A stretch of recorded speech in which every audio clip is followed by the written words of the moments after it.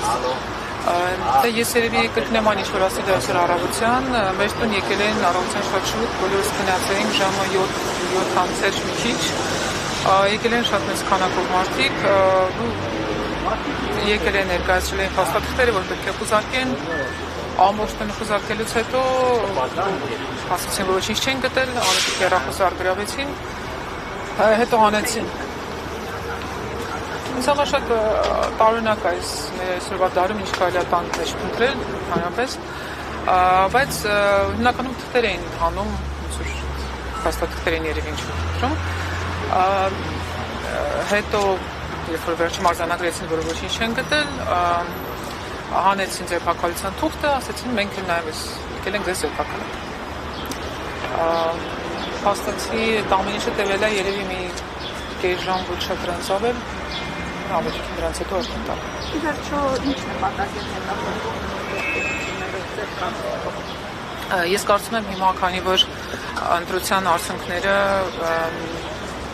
եւ հարցականի տակ են դրվում եւ ընտրության մասնակիցների կողմից ընդդիմության բոլոր թևերի եւ մեծ կասկածներ կան նաեւ դիտորդների կողմից, իրենք փորձում են բոլոր ակտիվ մասնակիցներին այդ process-ի հնարավոր չափ լրացնել, իզոլացնել, որպեսզի իրենց ուզած արդյունք հասնեն։ Դա իմ անձնական կարծիքն է, այս կողմից էս։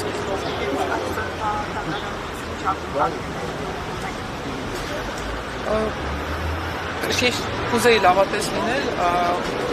քանի լավատես չեմ, բայց կուզեմ սխալվել։ Ես ասում եմ, որ տալանք չի լինել որոշ։ Նաև Ռոմիսյանը կատարել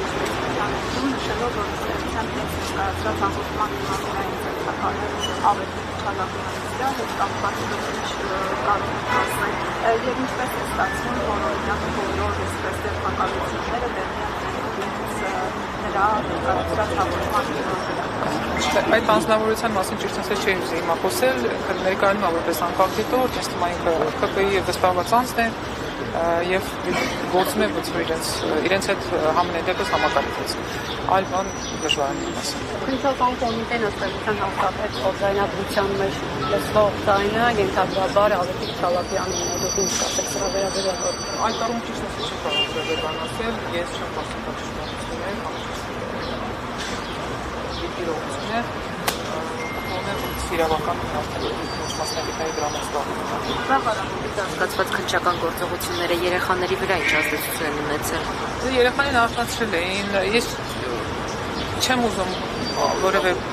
այսպես ասած, սուտ պնդում անել, իրենք հարգալից էին,